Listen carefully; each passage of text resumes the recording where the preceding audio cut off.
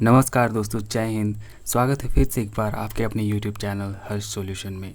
दोस्तों, आज हम लोग देखने वाले हैं नागपुरी सिलेबस में जो आपको ग्रामर में, व्याकरण में जो आपको वर्ण विशेषता आपको पढ़नी है, वर्ण विचार विशेषता।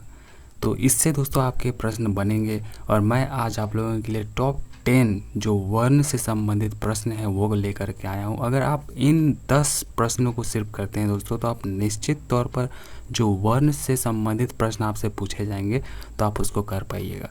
दोस्तों, आप खुद ही देखिए आप इनमें से कितना कर पाते हैं। अगर आपने वर्ण पढ़ा है तो आप देखिए इन क्वेश्चंस को करके कि क्या आप इसे कर पाते हैं कि नहीं। दोस्तों, ये बहुत ही इम्पोर्टेंट और ख़ास प्रश्न मैंने आप लोगों के लिए चुन करके लाया है। देखिए, अगर आप इसको करेंगे तो जैसा कि मैंने कहा, आप इसको बहुत ही सरलता के साथ आसानी से बना पाएंगे। तो आइए दोस्तों, देखते हैं बिना किसी देरी के आज के इस वीडियो को। केवल और केवल 10 प्रश्न। अगर आज आप पहली बार हमारे इस चैनल को विजिट कर रहे हैं तो प्लीज़ चैनल को सब्सक्राइब कर बेल आइकन को प्रेस कर लीजिएगा दोस्तों। इससे जब कभी मैं वीडियोस लेकर के आऊँगा तो उसकी नोटिफिकेशन आपको मिलेगी और आप किसी वीडियो से नहीं चूकेंगे। और पहले से ही दोस्तों हमारे चैनल पर जितने भी आपको नागपुरी में संबंधित जो आपको सिलेबस कंप्लीट करने हैं वो पहले से ही करा दिया गया है। अगर आपने अभी तक उन वीडियोस को नहीं देखा है तो आप जा करके चैनल के प्लेलिस्ट में उन वीडियोस को देख सकते हैं। तो आइए दोस्तों, शुरू करते हैं आज के इस वीडियो को। देखिए, जो हमारा पहला प्रश्न है, मैं इसमें आपको पूरी तरीके से एक्सप्लेन भी करके बताऊंगा। देखिए, नागपुरी ध्वनि मानक वर्गीकरण कर कै ठो आधार है। बताइए दोस्तों, जो नागपुरी जो ध्वनि होते हैं तो उसके वर्गीकरण के कितने ठो आधार हैं? बताइए, 1 ठो है, 2 ठो है, 3 ठो या फिर 4 ठो? तो जो इसके आधार हैं दोस्तों वो 3 आधार हैं। अब आप बोलिएगा कौन कौन? देखिए, तो इसके जो 3 आधार हैं वो है, पहला जो है सुने कर आधार पर, दूसरा उच्चारण ठाव कर आधार पर और तीसरा प्रत्यय जो है प्रयत्न कर आधार पर। ठीक है, प्रयत्न कर अनुसार भी आप कह सकते हैं। तो देखिए, मैं अभी बाद में इसको एक्सप्लेन कर करके आपको बताऊंगा। इसमें जब आप अभी और भी प्रश्न आएंगे तो इन तीनों से संबंधित अभी और भी प्रश्न आएंगे तो देखिए आप उसको कर पाते हैं कि नहीं। ठीक है, तो इसका जो उत्तर हो जाएगा हमारा सी ऑप्शन हो जाएगा। देखिए, अगला प्रश्न इसमें बोलता है कि सुने के कर आधार पर ध्वनि कर वर्गीकरण कई किस्म से करल जाला। देखिए दोस्तों, अभी मैंने पहला प्रश्न में बताया ना कि इसको कितने आधार पर बांटा गया है, तो 3 आधार पर, जिसमें से हम लोगों ने पहला देखा था सुने कर आधार पर, दूसरा उच्चारण कर आधार पर और तीसरा प्रयत्न कर आधार पर।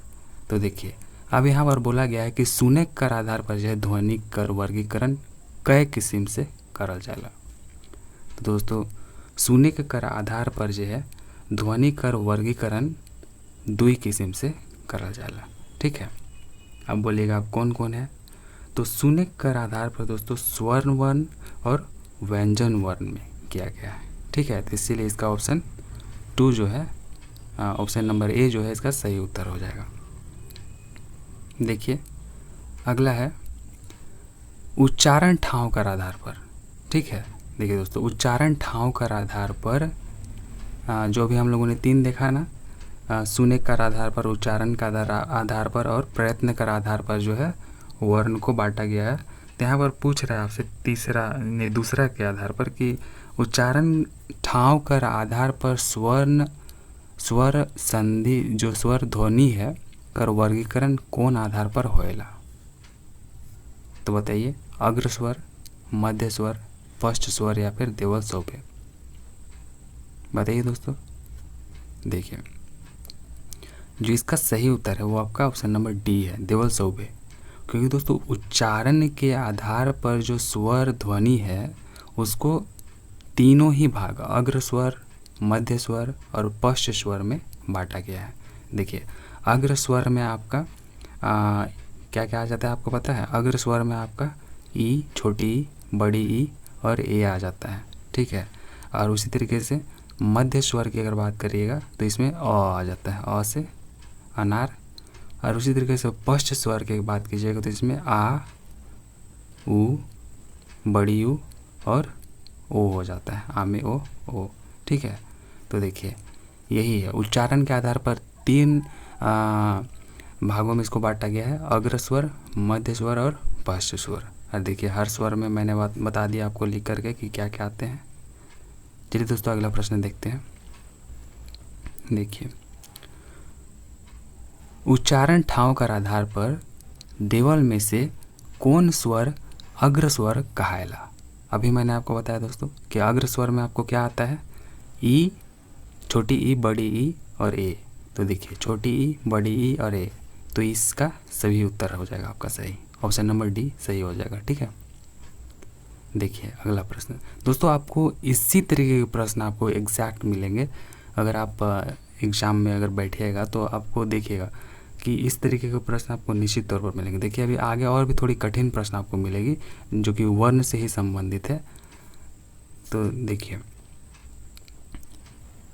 यहाँ पर बोलता है कि अ जो है कर उच्चारण में जीभ कर कौन भाग कर उपयोग होएला। बताइए दोस्तों, अ में कौन भाग का यूज होता है। अभी मैंने आपको बताया था कि जो उच्चारण के आधार पर आपको 3 भागों में बांटा गया है, ऐसे अग्र, मध्य और पश्च में। तो अ जो है ये आपका मध्य भाग में आता है। ठीक है, कौन से भाग में, मध्य भाग में। देखिए दोस्तों ये एक बहुत ही इम्पोर्टेंट प्रश्न है। देखिए स्वतंत्र रीति, ठीक है, स्वतंत्र रीति से उच्चारित ध्वनि के कौन वर्ण कहल जाएला। अब आप बताइए दोस्तों, आप सोचिएगा कि यार मैंने वर्ण में तो इस तरीके का प्रश्न पढ़ा ही नहीं कभी। तो ये एक डेफिनेशन होता है दोस्तों। मैं आपको बता दूं कि जो आपने यहाँ पर अभी सबसे पहले वर्ण नागपुरी में जो है 3 तरीके से जो है नागपुरी में ध्वनिमन का जो वर्गीकरण किया गया है। तो पहला सुनेक कर आधार पर था, दूसरा उच्चारण ठाव के आधार पर और तीसरा जो प्रयत्न के आधार पर था। तो दोस्तों जो हम लोग सुनेक कर आधार पर जो इसको अलग किए थे तो उसी में आपका जो स्वर वर्ण और व्यंजन वर्ण आता था सुनेक कर आधार पर।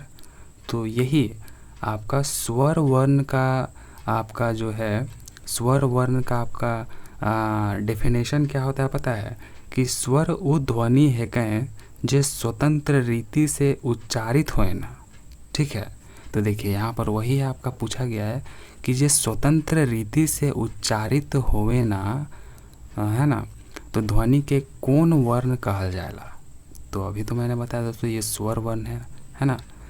दोस्तों अगर आपको इसमें अगर किसी तरीके की कोई परेशानी हो रही है तो चैनल पर वर्ण पर जो है पहले से ही वीडियो अपलोड की जा चुकी है। अगर आपने उन वीडियोस को नहीं देखा है, जो नागपुरी ग्रामर से मैंने पूरा सिलेबस आपको कंप्लीट कराया है, तो आप उसे जा कर के देख सकते हैं।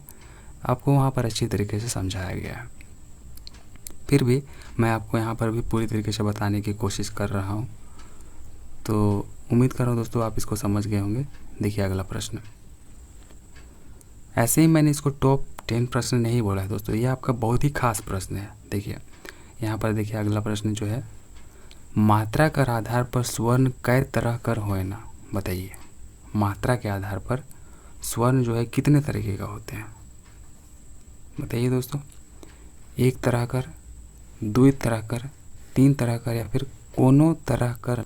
तो मात्रा के आधार पर दोस्तों आपको जो यहाँ पर पूछा गया कि स्वर कै तरह कर होए ना, तो ये 2 तरह का होते हैं। ठीक है, 2 तरह कर होए ना, तो इसलिए ऑप्शन नंबर 20 का सही हो जाएगा। देखिए अगला जो प्रश्न है हमारा, ये आपसे बोलता है कि उच्चारण ठाव, है ना, उच्चारण ठाव पश्च स्वर कर आधार पर देवल में से कौन वर्ण आवेला। बताइए दोस्तों, उच्चारण ठाव पश्च स्वर, ठीक है, पश्च स्वर कर आधार पर देवल में से कौन वर्ण आवेला। बताइए, अभी हम लोगों ने देखा था दोस्तों अग्र स्वर, मध्य स्वर और पश्च स्वर। तो मैंने आपको पश्च स्वर में बताया था कि आ से आम वाला, फिर ऊ से उल्लू, फिर ऊ से ऊन वाला, फिर ओ, है ना, ओ आता है। तो यहाँ पर देखिए आ और ऊ, छोटी ऊ और बड़ी ऊ, ये सभी आ जाएंगे। तो इसीलिए यहाँ पर आपका ऑप्शन नंबर डी जो है बिल्कुल सही हो जाएगा। ठीक है, तो ये सभी आते हैं पश्च स्वर में। और पश्च स्वर, अग्र स्वर और मध्य स्वर किसके आधार पर है दोस्तों, ये आपका जो भाग आपको यहाँ पर मिल रहे हैं ये उच्चारण के आधार पर बांटा गया है 3 भाग में। तो आप इसको याद रखिएगा। देखिए अगला है कि जेकर उच्चारण में मुख विवर से वायु कम चाहे बेसी अवरोधित होएला उके कौन वर्ण कहेना। बताइए दोस्तों, यहाँ पर देखिए मुख विवर, आपको इसको ध्यान में रखना होगा कि जेकर उच्चारण में मुख विवर से वायु जो है वायु कम चाहे बेसी अवरोधित होएला उके कौन वर्ण कहेना। तो इसको कहते हैं दोस्तों व्यंजन वर्ण। व्यंजन वर्ण का अगर डेफिनेशन की अगर बात करें तो ये कहता है कि व्यंजन वर्ण वो वर्ण है कहें जेकर उच्चारण में मुख विवर से वायु कम चाहे बेसी अवरोधित होए के निकलेला। ठीक है, और ये स्वर वर्ण और व्यंजन वर्ण जो कि हम लोगों ने सुनने के आधार पर इसको 2 भागों में बांटा था, तो यही आपका व्यंजन वर्ण का ये डेफिनेशन था और ये आपका ऑप्शन नंबर बी इसका इसलिए सही उत्तर हो जाएगा। ठीक है, देखिए अगला प्रश्न है, शब्द से वर्ण मन के जुदा जुदा करे कर तरीका के का कहल जाला। तो बताइए दोस्तों, जो शब्द से वर्ण जो होते हैं उसको अलग करने के तरीके को क्या कहा जाता है। वर्ण विग्रह कहा जाता है, वर्ण संयोजन, वर्ण विच्छेद या फिर वर्ण सामंजन।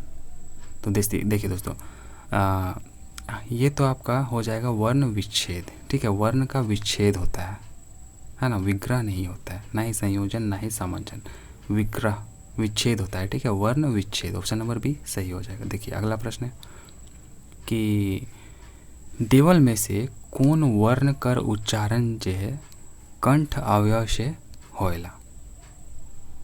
बताइए दोस्तों, यहाँ पर जो है ये जो दिए गए यहाँ पर वर्ण है, तो इनके कौन से ऐसे वर्ण है जिसका उच्चारण जो है कंठ अवयव से होता है।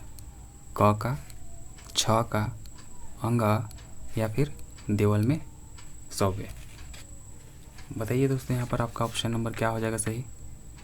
यहाँ पर जो आपका जितने भी ऑप्शन दिए हैं ए, बी और सी, ये सभी के सभी सही हैं और ये आपका जितने भी यहाँ पर जैसे कि मैंने कहा जितने भी वर्ण दिए हैं वो आपका कंठ अवयव से उच्चारण होता है।